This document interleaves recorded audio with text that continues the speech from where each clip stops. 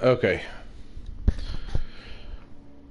All right, guys. So a couple things to start off before I start. One, I still have a pretty nasty cough from my asthmatic problems, so you might hear me coughing a little bit. Two, the kids are still kind of awake, so you might hear some background noise from TVs and yelling or whatever they do in there. So, all right. So, Resident Evil 3. Um, a little bit of backstory as far as my opinion and stuff. So a lot of my personal opinion comes from being a Resident Evil fan since 1996. Okay, I played almost the entire series. I think the only ones I didn't play were that Operation Raccoon City game that tanked, the Umbrella one that came out not that long ago, Survivor, and I wasn't a big fan of Outbreak despite popular opinions. Although Outbreak was garbage, so I don't know why people care that much. The original Resident Evil 3 was my favorite one out of the entire series. So this game itself was really monumental for my, in my opinion. I was really stoked about it.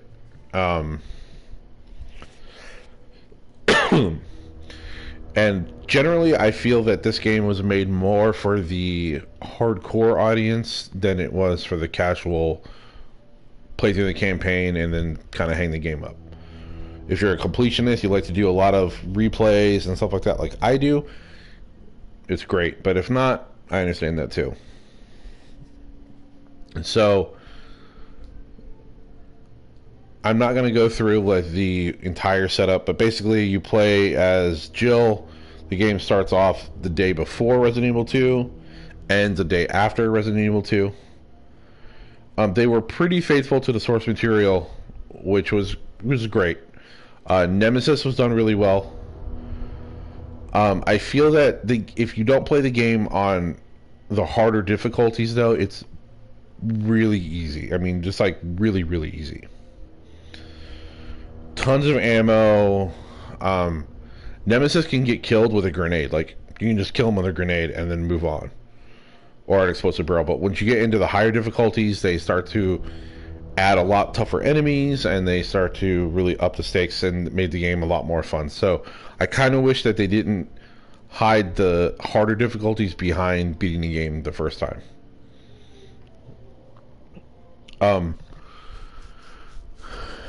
Right now, people are talking all this shit online about how it's too short. My first playthrough, I think, lasted 5.5 hours. But I didn't do a lot of the completionist stuff. I hadn't done I still haven't got all the files yet. There's that, all that stuff. They didn't add once you beat the game, it unlocks a shop. You go on the shop, and you're able to use points from clearing records to buy weapons. But there was a shop in the first one, too. So in the original RE3, we had the shop, but the only difference is instead of clearing records in that one, you would do either additional playthroughs, or you would do the Operation Mad Jackal of Mercenaries game that they had, which was like the first version of the Mercenaries, which was okay. I mean, it was short and pretty tough, but I don't know. To me, it wasn't that great. One thing I didn't like was the lack of alternate costumes, because the only one you get is Jill's RE1 costume. And if you pre-ordered it, you could get her original Resident Evil 3 costume. But in the original, she had like 5 or 6 different alternate costumes, and one of them was Regina from Dino Crisis.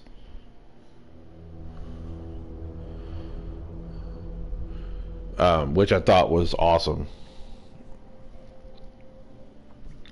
Excuse me. But anyway, going into it, the game looks phenomenal. The graphics are amazing. The storytelling has really good pacing. You don't do a lot of, grab this key, go here grab this key from here, go back here. There's not a lot of that. It's all just very like run and gun style. There's crazy explosions and there's a lot of stuff going on, and the narrative is really cool. I thought that Jill's redesign was absolutely amazing. They had her very much like a female version of John McClane, which I thought was awesome. A lot more than this, oh my god, I'm a damsel in distress that needs to be rescued by a man sort of thing that we got in the 90s. As far as Nemesis is concerned, I've seen a lot of people online saying stuff like, oh, he's all scripted, you know when he's coming. We knew when he was coming in the other one too. If you played that game for more than like an hour, you know where Nemesis is popping out.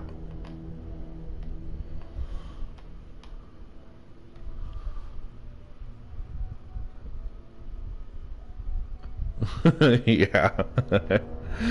I mean, you know when Nemesis was gonna pop out in the other one too.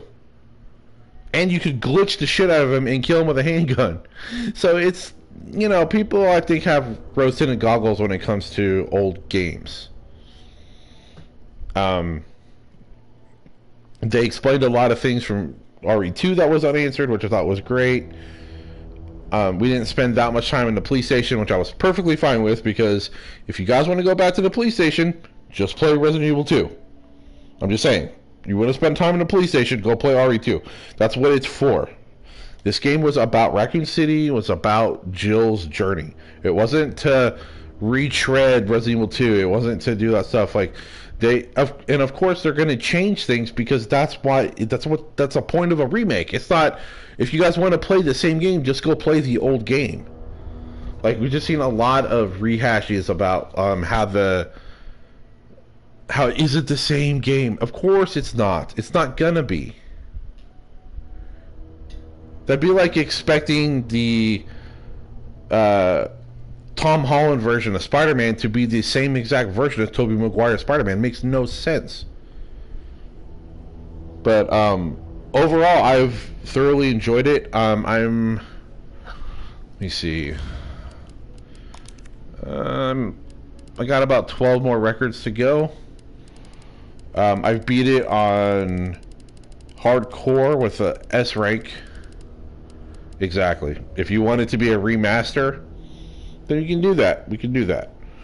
I was really happy with it, and I still have maybe like 3 or 4 days of content left to do, because I have to beat it on the hardest difficulties and stuff. But I'll tell you, like, the harder difficulties, they change item placements, they add new enemies, they put enemies in different places. That makes it way harder.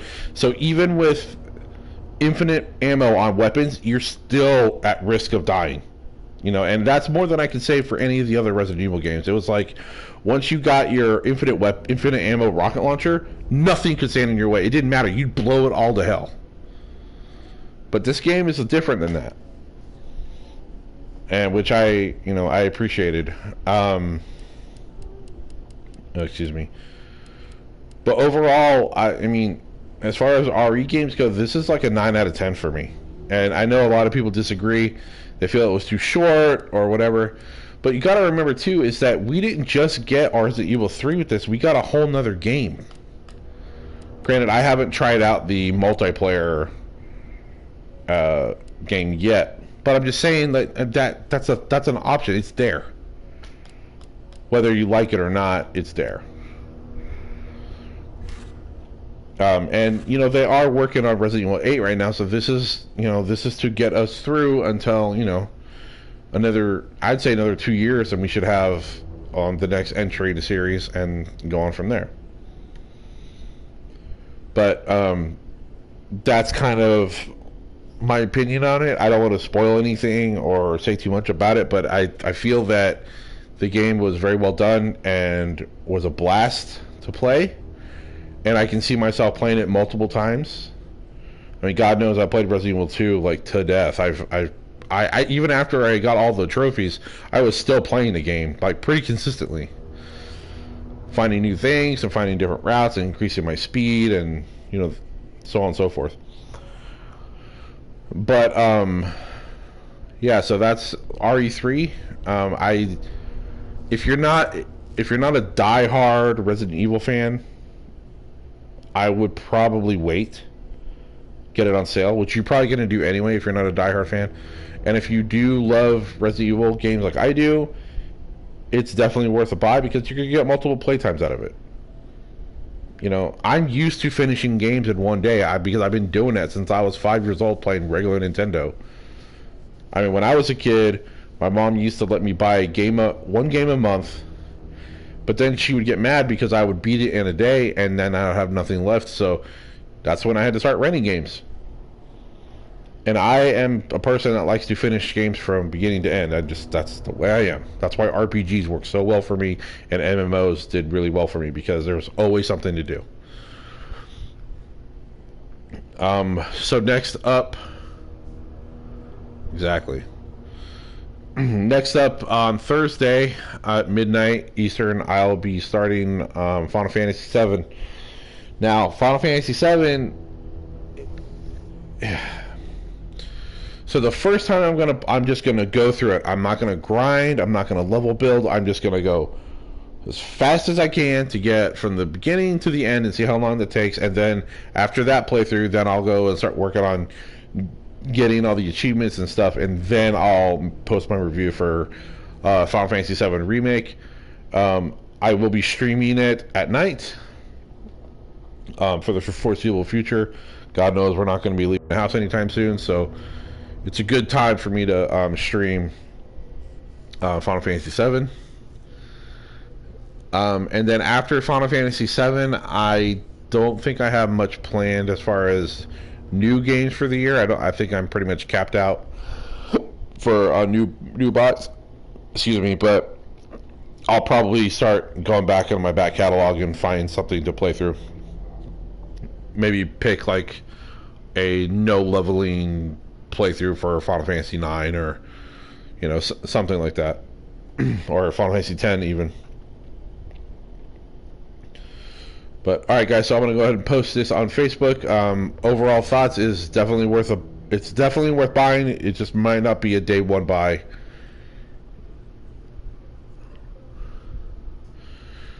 Yeah, that's not happening.